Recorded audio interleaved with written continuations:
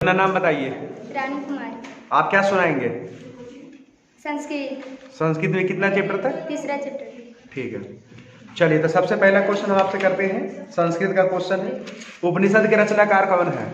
महर्षि वेद व्यास। मंगलम पाठ में मंत्र की संख्या कितनी है? 5। मंगलम पाठ के रचनाकार कौन है? महर्षि वेद व्यास। महर्षि वेद व्यास। ठीक है, सत्य का मुख किससे ढका हुआ है? हिरणमय पात्र से। सत्य का खजाना क्या है? देवलोक।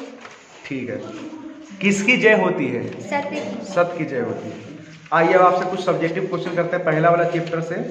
तो आपको बताना है सत्य का मुंह किस पात्र से ढका हुआ है? सत्य का मुंह हिरणमय पात्र से ढका हुआ है। ठीक है, अगला क्वेश्चन, मंगलम पाठ के आधार पर आप आत्मा की विशेषता बताइए। मंगलम पाठ के आधार पर आत्मा की विशेषता मतलब आत्मा कहाँ निवास करती है, कहाँ, इस तरीके से पढ़ाए थे ना, तो बोलिए।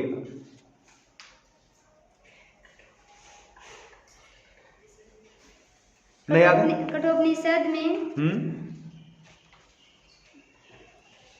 कठोपनिषद में महर्षि वेद व्यास कठोपनिषद में महर्षि वेद व्यास कहते हैं कि प्राणियों की हृदय रूपी गुफा में आत्मा बंद रहती है। हाँ, आत्मा सूक्ष्म से सूक्ष्म और महान से महान होती है, इसे बस में नहीं किया जा सकता। ठीक है, बहुत बढ़िया। चलिए अगला क्वेश्चन है। अब आइए दूसरा चैप्टर से हम आपको क्वेश्चन करते हैं। तो दूसरा चैप्टर से राजशेखर ने किस काव्य ग्रंथ की रचना की है? काव्य मीमांसा। सरस्वती का कुलगृह कौन सा महानगर है? पाटलिपुत्र। पाटलिपुत्र किस प्रांत की राजधानी है? बिहार। बुद्ध काल में पटना का नाम क्या था? पाटलिग्राम। पाटलिग्राम। पटना का पुराना नाम क्या है? पुष्पपुर। पटना का इतिहास कितना वर्ष पुराना है? 2500 वर्षों। सब्जेक्टिव क्वेश्चन करते हैं। पटना के नगर के वैभव को बताइए। 2 नंबर में लिखना है, पटना नगर के वैभव को बताइए। पटना सभी कारों से महत्वपूर्ण नगर रहा है। हाँ? इसका इतिहास लगभग 2500 वर्षों का है। यहाँ विद्वानों लोग अध्ययन करके ख्याति हुए हैं। ठीक है, बहुत बढ़िया। चलिए पटना के संबंध में भगवान बुद्ध ने क्या कहा था, आप बताइए जरा। उन्होंने कहा था कि आगे चलकर यह पाटलिग्राम महानगर होगा। किंतु यह आपसी झगड़ा, अग्नि, बाढ़, सुखाड़ से हमेशा पीड़ित होते रहे। बहुत बढ़िया। पाटलिपुत्र के बारे में 5 वाक्य में परिचय दीजिए। मतलब पाटलिपुत्र वैभवम पाठ का 5 वाक्यों में परिचय देना है आपको।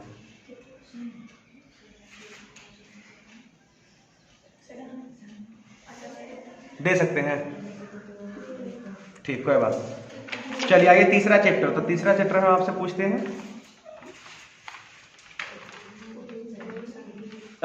अलस कथा पाठ कहाँ से संकलित है? पुरुष परीक्षा। पुरुष परीक्षा से। ठीक है।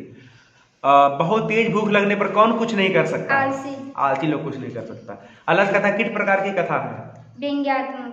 व्यंग्यात्मक। अलस कथा पाठ में किस महत्व का वर्णन किया गया है? मानव गुण। मानव का गुण। कैसा गुण? आलसी। आलसी का गुण।